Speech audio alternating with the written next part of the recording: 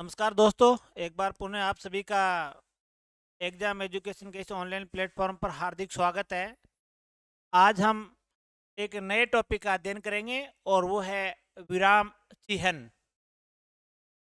बहुत ही महत्वपूर्ण है और कई बार एग्जाम में क्वेश्चन आते हैं और कई बार वाक्य शुद्धि में भी विराम चिन्हों का प्रयोग आता है।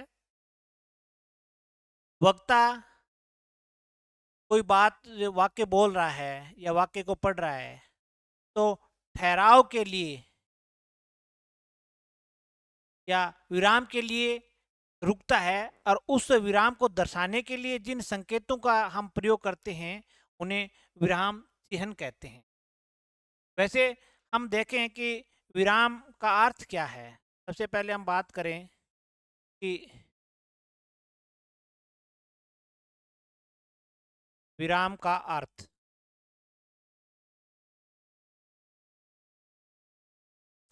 विराम का जो अर्थ होता है वो है ठहराव या ठहरना या रुकना, ये इसका अर्थ होता है। विराम का अर्थ होता है कि ठहराव, ठहरना या रुकना।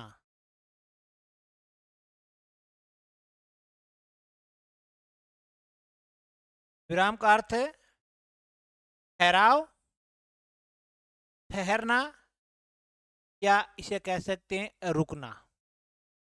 अगर इससे एक सामान्य परिभाषा की अगर हम बात करें कि विराम चिह्न की सामान्य परिभाषा क्या हो सकती है,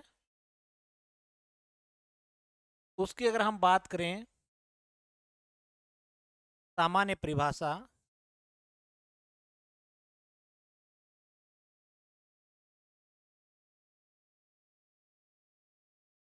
सामान्य परिभाषा इस तरीके से है, किसी वाक्य को बोलते या पढ़ते समय, किसी वाक्य को बोलते या पढ़ते समय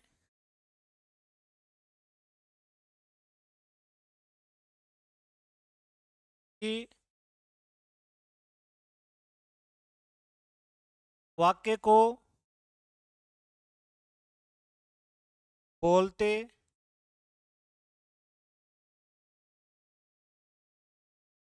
या कह सकते हैं कि पढ़ते पढ़ते समय, यानी किसी वाक्य को बोलते पढ़ते समय भावों को स्पष्ट करने हेतु, पढ़ते समय भावों को स्पष्ट करने हेतु, करने हेतु या ठहराव हेतु, ठहराव हेतु जिन चिन्हों का, चिन्हों का प्रयोग किया जाता है,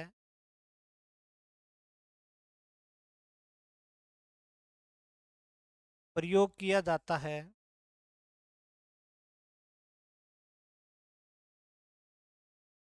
उसे विराम चिह्न कहते हैं।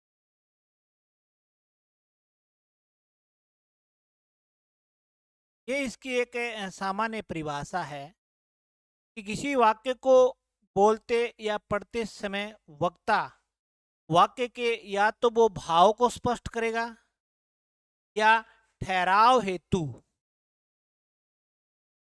जिन संकेतों का या जिन चिन्हों का हम प्रयोग करते हैं उन्हें विराम चिह्न कहते हैं। जैसे एक वाक्य है, चिर परिचित वाक्य है, जैसे रोको मत जाने दो। एक सीधा है और इसमें कोई विराम चिन्ह नहीं है। अब मैं इसमें विराम चिन्हों का प्रयोग करता हूं, जैसे रोको। अब पढ़ने से रुक गया, तो ये जो रुकना है, जो ठहराव है, इसको दर्शाने के लिए हम क्या करते हैं, विराम चिन्ह लगाते हैं। जैसे रोको मत जाने दो। अब इसका तो अर्थ ये है कि रोको मत जाने दो। अब मैं दूसरा वाक्य लिख रहा हूं, जैसे रोको मत। यहां पर मैं विराम चिन्ह लगा रहा हूं, यहां पर मैं ठहराव ले रहा हूं, रोको मत जाने दो। तो इस वाक्य का अर्थ अलग हो गया, यानी विराम चिन्ह लगाने से वाक्य का अर्थ भी बदल गया है। जैसे पहले वाक्य में मैं यहां पर ठहराव ले रहा हूं, रोको। अब जो बीच में ठहराव है उसको दर्शाने के लिए मैंने यहाँ पर अल्प विराम का संकेत दिया है, मत जाने दो। और दूसरे वाक्य में मैं ठहराव ले रहा हूं, यहाँ रोको मत जाने दो। यहाँ रोको मत जाने दो और यहाँ क्या है, रोको मत जाने दो। तो दोनों ही वाक्यों का अर्थ है वो विराम चिन्ह के कारण अलग अलग हो गया है। तो इसे कहते हैं विराम चिन्ह। यानी किसी वाक्य को पढ़ते या बोलते समय वक्ता वाक्य के भाव को स्पष्ट करने हेतु या ठहराव हेतु जिन चिन्हों का प्रयोग करता है उसे विराम चिन्ह कहते हैं। वैसे विराम का अर्थ होता है ठहराव, ठहरना या रुकना। हिंदी में कौन कौन से विराम चिन्हों का प्रयोग किया जाता है, या कौन कौन से मुख्य मुख्य जो विराम चिन्ह हैं उनको हम देखते हैं।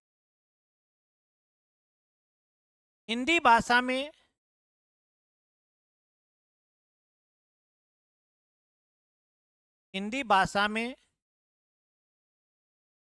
निम्नलिखित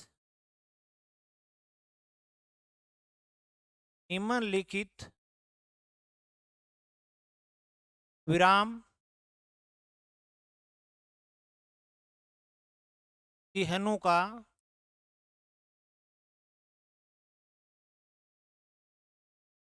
प्रयोग किया जाता है। अब हिंदी भाषा में जितने भी विराम चिन्ह हैं उनको हम देखेंगे। पहले जो सारे विराम चिन्ह हैं उनका हम नाम लिख लेते हैं। उसके बाद प्रत्येक विराम चिन्ह को हम गहराई से पढ़ेंगे।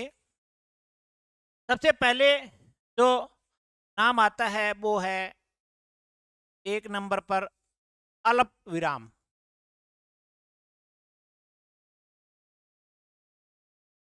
अल्प विराम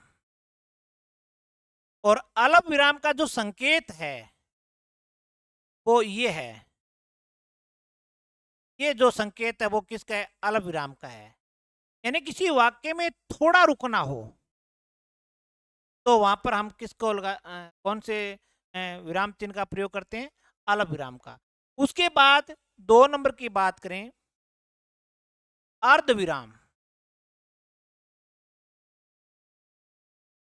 अर्ध विराम और अर्ध विराम का जो संकेत है वो ये है।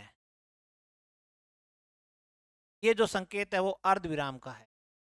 यानी अल्प विराम से थोड़ा ज्यादा रुकना हो, अधिक रुकना हो तो वहां अर्ध विराम लगाते हैं।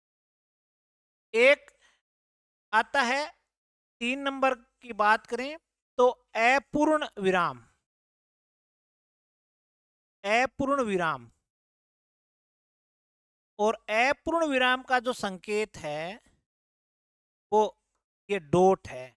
इस तरीके से यहाँ 2 डॉट आपको दिखाई दे रही है। विसर्ग को भी हम इसी तरीके से लिखते हैं, लेकिन इस तरीके से आप अगर विसर्ग को लिखोगे तो वो गलत माना जाएगा। विसर्ग इस प्रकार से आप लगाओगे ना, डॉट डॉट, तो ये गलत है। ये तरीका विसर्ग लगाने का गलत है, क्योंकि विसर्ग लिखते समय डॉट के बीच में जगह खाली होनी चाहिए। जैसे यहाँ पर मैंने विसर्ग लगाई है, जैसे इसके बीच में से आपको जगह दिखाई दे रही है, ये विसर्ग है। हम के अधिकांश इस प्रकार से विसर्ग लगा देते हैं, डॉट डॉट इस प्रकार से। ये गलत है, ये विसर्ग नहीं है, ये अपूर्ण विराम है। ये क्या है? अपूर्ण विराम है। 4 नंबर की अगर बात करें हम, तो पूर्ण विराम, पूर्ण विराम। और पूर्ण विराम का जो संकेत है वो ये है। 5 नंबर की बात करें हम, तो प्रश्नवाचक। और प्रश्नवाचक ये है। यहाँ जैसे मैंने अलप विराम, अर्ध विराम, अपूर्ण विराम, पूर्ण विराम, प्रश्नवाचक, चिन्ह भी आप इसके आगे लगा सकते हो। ठीक है। इसके बाद 6 नंबर की बात करें, तो 6 नंबर है संबोधन। संबोधन का जो संकेत है वो ये है। और 7 नंबर की बात करें तो वह विस्मय, विस्मयादि। और विस्मयादि का संकेत भी यही है। ये भी आप एक ध्यान रखोगे कि संबोधन और विस्मयादि का एक ही संकेत है। अब कौन से वाक्य में संबोधन हुआ है और कौन से में विस्मयादि का प्रयोग किया गया, वो तो वाक्य पर निर्भर करेगा, लेकिन दोनों का संकेत एक ही है। अल्प विराम, अर्ध विराम, अपूर्ण विराम, पूर्ण विराम, प्रश्नवाचक, संबोधन और विस्मयादि। इसके बाद अगर हम बात करें 8 नंबर, तो 8 नंबर है विसर्ग। 8 नंबर हो गया विसर्ग। और विसर्ग को आपको ध्यान ये है, विसर्ग का जो संकेत है वो ये रहेगा, ये संकेत रहेगा। आप इस तरीके से डॉट डॉट नहीं लगाओगे, अगर ये लगाओगे तो वो विसर्ग गलत होगी। ये अपूर्ण विराम का संकेत है। इसके बाद 9 नंबर की बात करें तो वो होता है अर्ध विसर्ग को देख लेते हैं। अर्ध विसर्ग, अर्ध विसर्ग। गुरु पाणिनि ने अपने जो संस्कृत की जो व्याकरण लिखी थी अष्टाध्याय, उसमें इसका प्रयोग किया था। ये जो संकेत है वो अर्ध विसर्ग का है। ये जो संकेत किसका है? अर्ध विसर्ग का संकेत है, माना गया है। 10 नंबर की अगर हम बात करें तो एक संकेत आता है अवग्रह का। एक अवग्रह का संकेत आता है। और अवग्रह का जो संकेत है वो इस तरीके से होगा। ये जैसे हम कई बार लिखते हैं ना कि मैंने एक शब्द लिख दिया, जैसे मनोभिलाषा, इस प्रकार से लिख दिया। और इसी शब्द को मैं इस तरीके से लिखूं, जैसे हम कई बार संस्कृत में पढ़ते हैं मनोभिलाषा।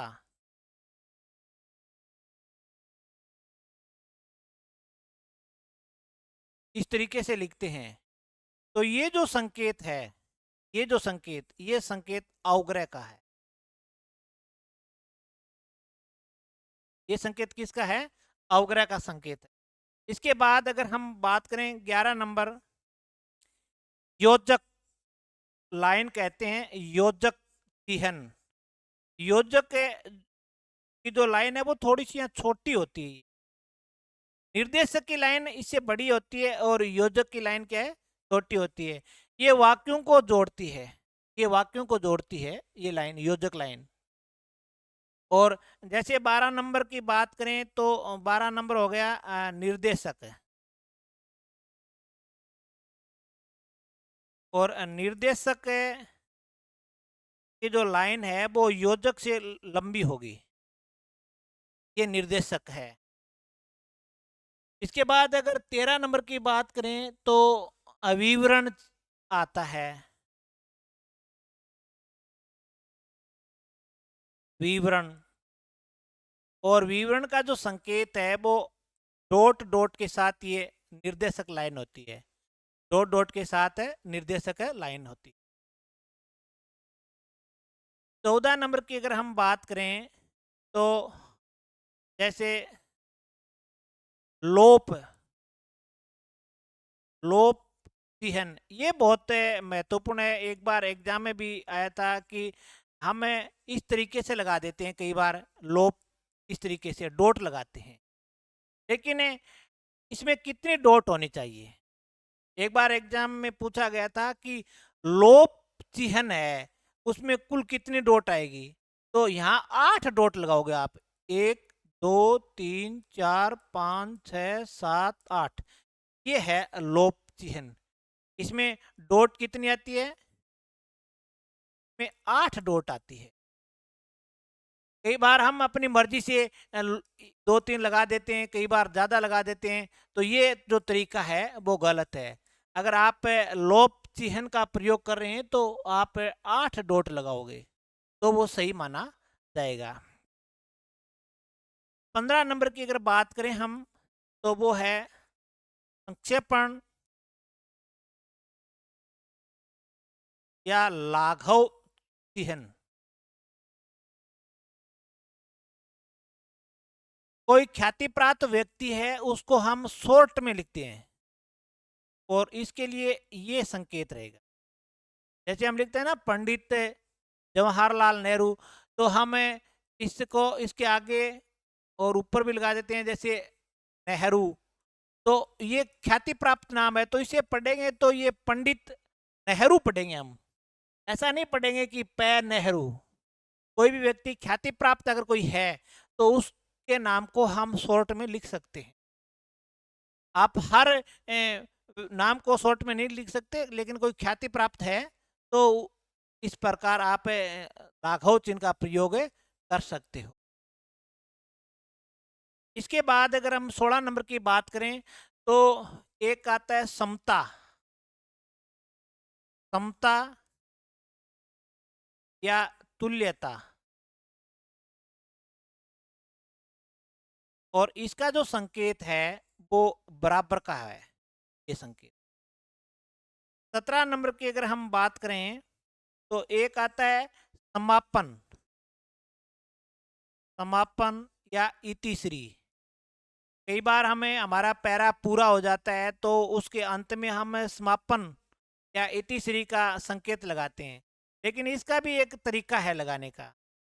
हम कई बार अपनी मर्जी से लगा देते हैं, नहीं, इसमें line zero, line zero, line, यानी 2 इसमें जीरो आएंगे और 3 इसमें लाइन आती है।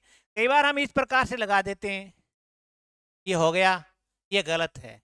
कई बार हम जैसे लगा देते हैं थमती नहीं है इस प्रकार से, इस प्रकार से ये भी गलत है। सही क्या है, 2 जीरो 3 लाइन, ये समापन या इतिश्री का सही माना गया है। 17 नंबर की अगर हम बात करें तो 16 नंबर तक आ गए ना, हाँ 17 आ गए। 18 नंबर की बात करें तो एक आता है विकल्प। दो में से एक का चयन करना हो तो हम किसका प्रयोग करते हैं, विकल्प का। और विकल्प का संकेत ये रहेगा तिरछी लाइन, लेकिन ये याद रखो इस तरीके से आप लगा दोगे ना तो गलत है। ये लाइन इसी तरीके से लगनी चाहिए, इसी तरीके से लगनी चाहिए। एक संकेत आता है पुनरुक्त, पुनरुक्त का आता है, कोई एक ही बात है, एक ही नाम बार बार लिख रहे हैं तो इस तरीके से लगाते हैं, जैसे श्री भगवानाराम और श्री महावीर प्रसाद, तो फिर श्री लगातार आ रहा है तो एक के नीचे हम इस प्रकार से ये संकेत लगा देते हैं, तो इसे कहते हैं पुनरुक्त। तो ये भी यहाँ पर इस तरीके से लगाते हैं। फिर अगर बात करें हम 20 नंबर की तो 20 नंबर में जो संकेत, एक संकेत का नाम आता है। संकेत भी एक चिन्ह है और संकेत को दर्शाने के लिए ज़्यादातर ये इस तरीके से लगाते हैं हम, ये स्टार है, ठीक है ना। 3 रेखाएं हैं एक दूसरे से मिलाते हैं तो ये स्टार बनता है और ये संकेत का चिन्ह बन गया है। 21 नंबर की अगर हम बात करें तो एक भावबोधक आता है। भावबोधक। भावबोधक का जो है संकेत ये रहेगा, ये संकेत रहेगा। जैसे हम गणित में कहते हैं ना, छोटा कोष्ठक है, मझला कोष्ठक है, बड़ा कोष्ठक है। तो ये जो छोटा कोष्ठक है ये हिंदी में भावबोधक माना जाए। फिर बात करें 22 नंबर की, अगर बात करें तो एक महत्वपूर्ण संकेत आता है, वो है अवतरण। अवतरण या उद्धरण, ये दो प्रकार के होते हैं। जैसे एक की बात करें तो एक तो होता है एकल अवतरण। एकल अवतरण,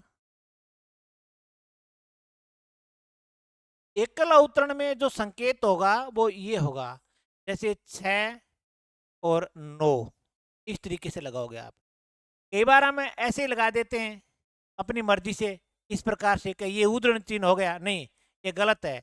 यानी 6 और 9 की साइज में होना। कई बार इसमें दूसरा होता है दोहरा अवतरण। अब एकल का कहां पर प्रयोग किया जाता है, दोहरे का कहां पर, ये तो हम जब डिटेल से पढ़ेंगे तब देखेंगे। तो दोहरा में 6 6 और 9 9, यानी 66 99 ये रहेगा। इसको भी लगाते टाइम कई बार मिस्टेक कर देते हैं। इसके बाद 23 नंबर की अगर बात करें तो एक है, वो है हंसपद या त्रुटि। त्रुटि चिन्ह, या इसको कहते हैं काकपद या विस्मरण चिन्ह। विस्मरण, कोई बात को हमें लिख रहे हैं और लिखते लिखते कोई बीच में भूल जाते हैं कोई शब्द को, तो उस शब्द को लिखने के लिए हमें हंसपद है, त्रुटिपद है, काकपद है या विस्मरण का प्रयोग करते हैं। और इसका जो संकेत है वो ये माना गया है, इसका जो संकेत है वो ये है, यानी ऊपर की जो लाइन है वो बड़ी होनी चाहिए, नीचे की जो, क्योंकि काकपद ये कौवे के पैर जैसा होना चाहिए है। ऐसा नहीं है कि आप इस तरीके से लगाओगे जैसे ये नीचे की लाइन और ये ऊपर की लाइन है वो समान हो गई, नहीं, ये गलत है।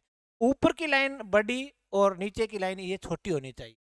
इसे कहते हैं काकपद या हंसपद या त्रुटि चिन्ह या विस्मरण चिन्ह। तो मुख्य रूप से अगर हिंदी भाषा के हम बात करें तो ये 23 जो विराम चिन्ह हमने देखे हैं इन्हीं का प्रयोग किया जाता है अधिकांश में।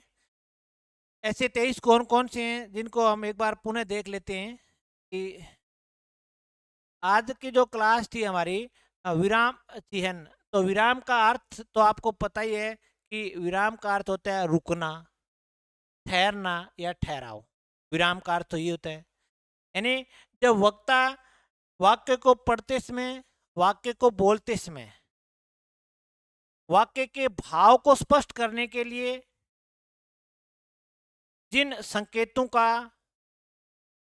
प्रयोग करता है उन्हें विराम चिन्ह कहते हैं।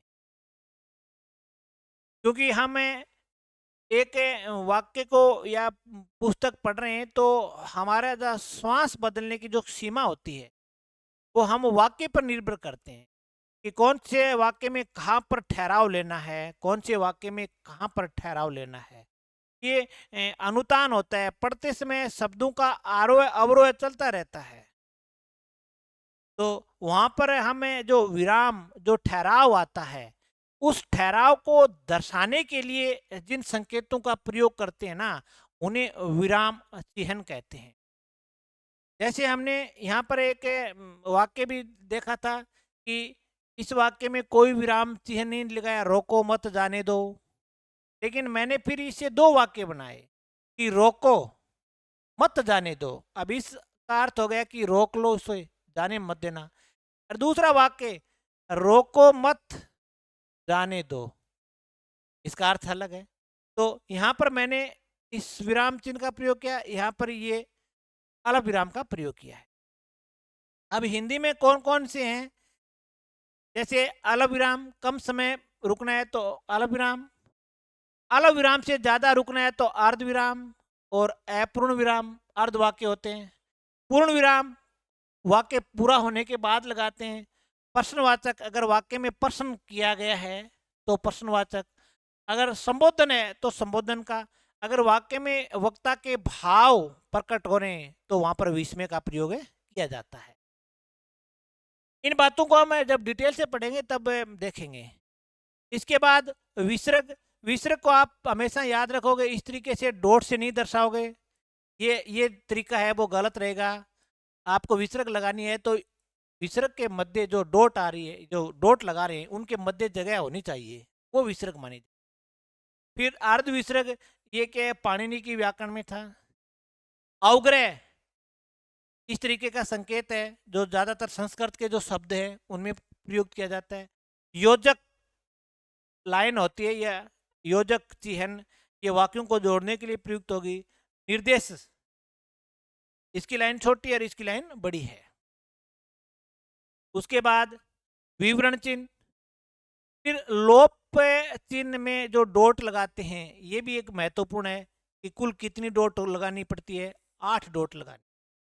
संक्षेपण या लाघव चिन्ह है, कोई ख्याति प्राप्त नाम है उसको हम शॉर्ट में लिख सकते हैं, छोटे रूप में लिख सकते हैं, और फिर इसके आगे ये लगा सकते हैं। समता तुल्यता के लिए बराबर का है। समापन इतिश्री, ये संकेत लगाते हैं, 3 लाइन 2 0 है। विकल्प, आप विकल्प में इस तरीके से लाइन नहीं लगाओगे, जैसे मैं कहूं कि 1 या 2 ये लगाओगे, सही है। अब इसी चीज को आप इस तरीके से लगाओ 1 या 2, गलत है, ये गलत तरीका है, ये तरीका सही है। पुनरुक्त, एक जैसे नाम आ रहे हैं तो हम लगाते हैं। संकेत, एक स्टार है, 3 रेखाएं आपस में मिलती है। फिर भावबोधक, किसी बात को स्पष्ट करने के लिए, उसका सरल रूप लिखने के लिए हम इस कोष्टक का प्रयोग करते हैं जो हिंदी में भावबोधक है। जैसे मैं कहूं कि भानु यानी सूर्य, उदय हो रहा है, तो यहां पर मैंने भानु का अर्थ स्पष्ट करने के लिए इस भावबोधक का प्रयोग किया है। यानी अर्थ को स्पष्ट नहीं, अर्थ के सरलीकरण के लिए भावबोधक का प्रयोग कब किया जाता है, अर्थ के सरलीकरण के लिए। जैसे भानु का अर्थ कोई समझ नहीं रहा है, फिर मैंने यहाँ पर भानु का अर्थ लिख दिया सूर्य, तो इसको सब समझ जाएंगे। इसके बाद जो 22वां है वो है अवतरण। अवतरण जो संकेत है वो 2 तरीके का है। एक है एकल अवतरण है, जिस पर इस तरीके से 6 9 लगाते हैं। कई बार हम इस तरीके से लगाते हैं, वो गलत है, ये तरीका गलत है। एक दोहरा अवतरण है जिसमें यहाँ पर 6 6 और यहाँ पर 9 9, ये संकेत रहेगा। इसके बाद 23 नंबर है वो हंसपद या त्रुटि पद है। कोई भी पैरा लिखते समय कोई बीच में शब्द छूट जाता है भूलवश से, फिर वापिस उस शब्द को एडजस्ट करना है तो फिर हम इस संकेत का प्रयोग करते हैं। इस संकेत की एक खास बात यह है कि आप इस तरीके से नहीं लगाओगे कि ऊपर की लाइन और ये लाइन बराबर नहीं होनी चाहिए। ऊपर की लाइन है वो नीचे की लाइन से कम दुगुनी होनी चाहिए, तो वो सही रहेगा, ये तरीका सही है। तो ये थे 23 विराम चिन्ह। इनके बारे में विस्तार से हम अगली क्लास में पढ़ेंगे। तब तक के लिए जय हिंद, जय भारत।